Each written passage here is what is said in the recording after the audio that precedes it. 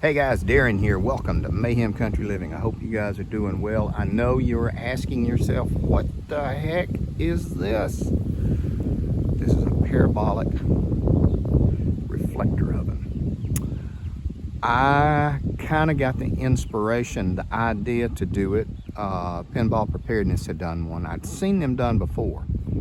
My neighbor,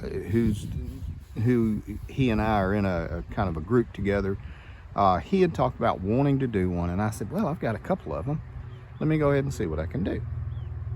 And basically, there's a couple of different ways you can do it. You can either strip the metal off of the aluminum dish and polish the dish to a mirror finish, which is probably the best way. That's a lot of work. I opted to put refrigeration and heating duct tape on the dish. The metallic foil tape, not duct tape. There's also a product that 3M sells that is a mirror finish reflective plastic that goes on window films. You can purchase it, cut it into strips, and do it the same way. I opted not to do that. I had the foil tape. I did a really good video on the installation of it, how I did it, and I lost it somehow. So you're getting the Cliff Notes version. I did this and I did that, polished it up, spit on it, cleaned the bugs and the poop off of it, and put the tape on there. Bam. But I will show you. I've been fiddling around with this thing. Like I said, I'd gotten the idea from Pinball Preparedness, and I think BC Truck had done something similar with another one of his reflector ovens, and I was thinking, you know, I ought to try this, and it works pretty well. I am still in the designing phase. I used the whole bracket off of the house for the mounting, because I'll show you this. This does take a little bit of aiming to get where you need it. You can twist and configure this thing the way I have it set up pretty easily.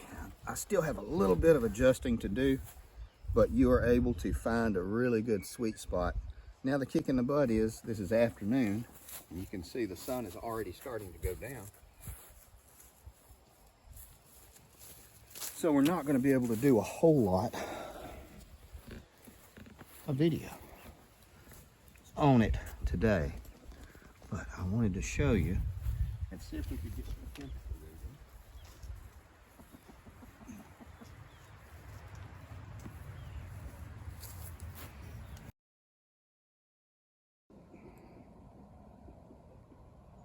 Okay guys, now we're back. That was a pain in the butt.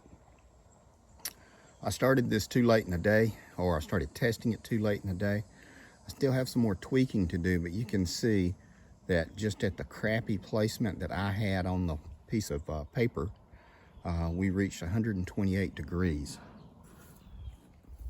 off of this. And I'll back up, you can see that I had moved it. We had started up here by the basket, and I've traveled about 30 feet trying to keep the sun tracking, but it works pretty good.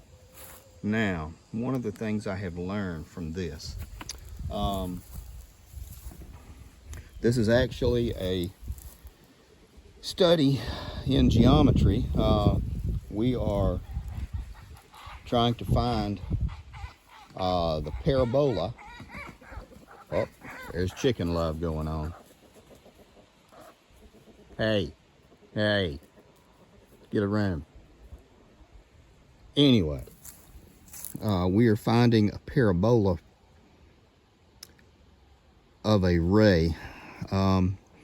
Basically, any ray or beam or wave that hits this surface will bounce, and come back to this focal point. That's why it's important to keep this part of the satellite dish, because they've already figured out, they've already done the geometry for you, as you can see. But it's just, it's around 110 degrees right there. Otherwise I couldn't hold my hand on it. But you can see that it's focusing perfectly. Now what you do, and we'll do this in the other videos, we'll go back, we'll make a mounting bracket that will hang or point right here.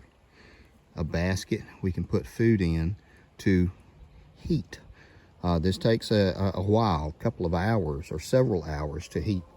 But you can also think about this. Get a coil of copper, 6 or 8 coils inside of a 6-inch circle, and run it to a water source. And through just the principles of thermosiphon, you can have hot water for free. Hot water, like 140 degrees.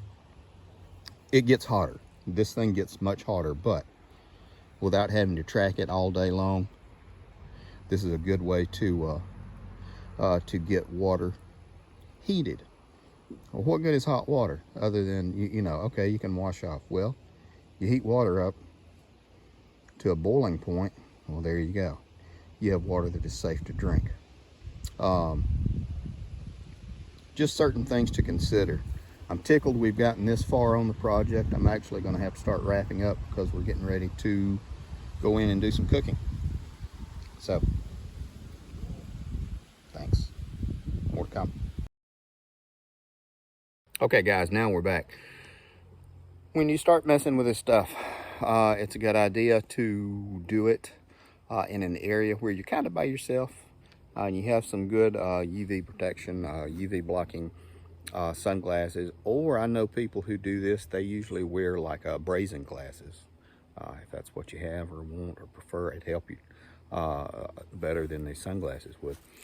These things can get hot. So that's one reason I don't do a whole lot of this when I have the kids around. Grandkids. Gonna wrap it up. Take care of you people, guys.